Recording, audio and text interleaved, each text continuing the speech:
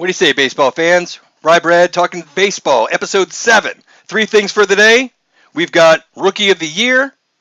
We've got a bloodbath brewing in the Bronx. And superlatives from last night. Another great slate last night. We've been talking Akil Baddoo on the show for 3 days.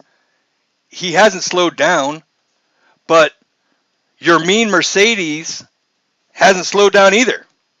Both of these guys are on fire.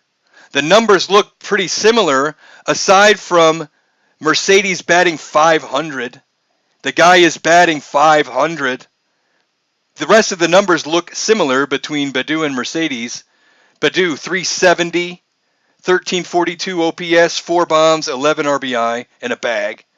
Mercedes, batting .500, 1363 OPS, 3 homers, and 10 RBI. Now, the 500 is what puts Mercedes ahead at this point. But the race hasn't even started. It's April 15th. But right now, if the vote were today, it would be Mercedes, then Baddoo. And then you've got Randy Arozarena lurking. Remember, Arozarena is still eligible for this award. And if Randy goes Randy for 3 months in the summer, there's no telling how high he can finish up in this balloting. So right now, you got to go Mercedes, Baddoo, and then I have Arozarena lurking, but it could be any number of players. The signature moments that these guys are creating are flat out romantic if you love baseball.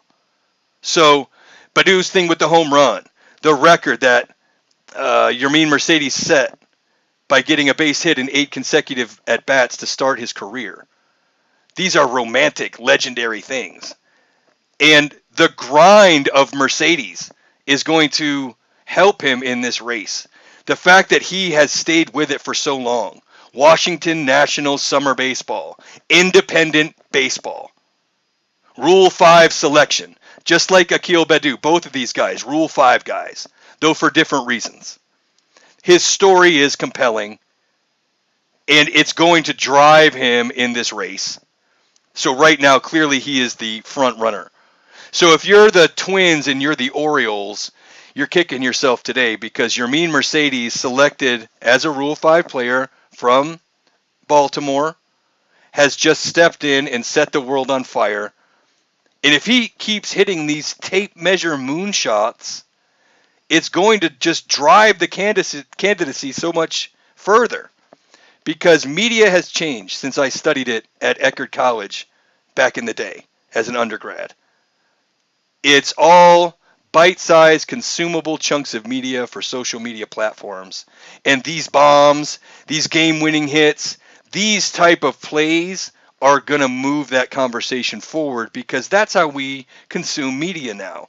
I'm not mad about it. I'm just recognizing that it's changed. And it's going to affect this race because, my goodness, these guys are exciting.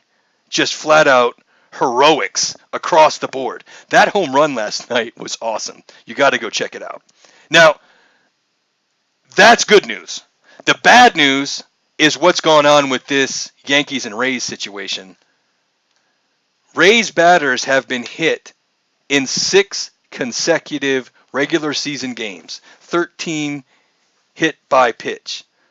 Now, that sounds awful, but when you take a step back and you look at it, the worst thing is what happened in September when Aroldis Chapman threw at Mike Brassow's head.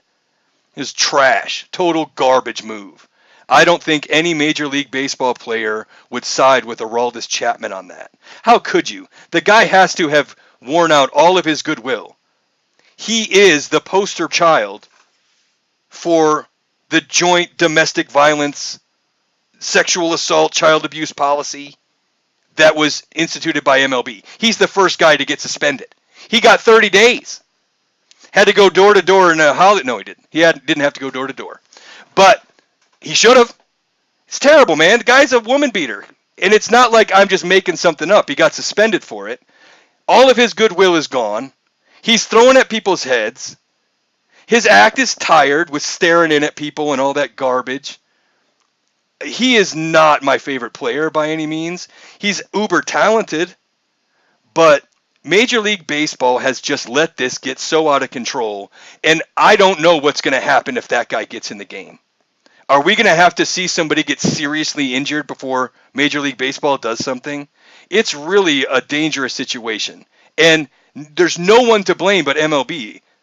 Their leadership on this has been abysmal. Trash. I love Major League Baseball. I love baseball, period. But there's no excuse for the way they've handled this situation. It's absolutely unacceptable. And if somebody gets badly injured this weekend, MLB is fully accountable for that. I hope it doesn't happen. But my goodness, they have not set it up for any other outcome to be likely. People are going to get beamed this weekend. It's going to be ugly. I'm not looking forward to it. I don't want to see that. I want to see guys play baseball, not headhunt each other. But the Rays have basically been left with no choice, and Major League Baseball has done nothing about it. It's a travesty. But again, we like to keep it positive here. Superlatives for last night, you know where we start. Carlos Rodon, congratulations. The guy's had a long road as well. He could have a beer with Yermin Mercedes and talk about the trials and tribulations of making it work. But Rodon's stuff was more injury related. But to see him make good and bring 99 late in the ninth inning, he was bringing gas last night. I was impressed, but surprised. I knew this was his upside originally. He has been talked about in fantasy circles for a long time. He put it all together last night, almost had a perfect game. But we're not going to say anything about the perfect game. He got a no-hitter. The thing is amazing. It's an amazing accomplishment. So happy that I was able to watch it with my wife. She was, why is everyone so excited? And when I explained it to her, she was really into it, especially how exciting the whole thing played out. I'm not going to give you a play-by-play. It was awesome. After that, superlatives abound, but earlier in the day, Bichette had a 2-home run day, including a walk-off. It's a walk-off for the exciting Jays. I like watching the Jays. I really hope they get some pitching. Bichette, fun player to watch. Corbin Burnes. We're talking Cy Youngs here in the National League. I think he's got to be your front runner right now. deGrom's obviously going to be there. He's incredible. But you need a microscope to see Corbin Burnes' numbers. Wow. 10 Ks last night, helped him out with a couple RBI. I mean, he's hitting. He's not Shohei, but my goodness, it can't hurt his case, right? I was shocked to see how minuscule his numbers are. He's at like a .49 Ernie and a .22 whip. Something gross. He's really good. But people don't watch a whole lot of Milwaukee Brewers baseball nationally. So he's kind of under the radar. But what an excellent player. Another appointment watch. Another appointment pitcher. Corbin Burnes of the Brew Crew. Amazing. Now I want to finish it up with my catchers. Big day for catchers yesterday. Alejandro Kirk, 2 bombs. That guy's fun to watch. Just part of that Jays ensemble that I love. Salvy Perez stayed hot. He willed the Royals to another win over the Angels. Another surprising win over the Angels. Hit a bomb, had a double, called a gem. Really impressive. Salvy's hot, and I love to see it. And finally, Wilson Ramos, the Buffalo, doing all right. Leading the American League in homers. Got 6 bombs.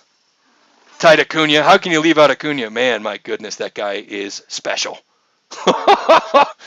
Wow, it was just full of action last night in MLB. And we'll be back again tomorrow to talk about more of it.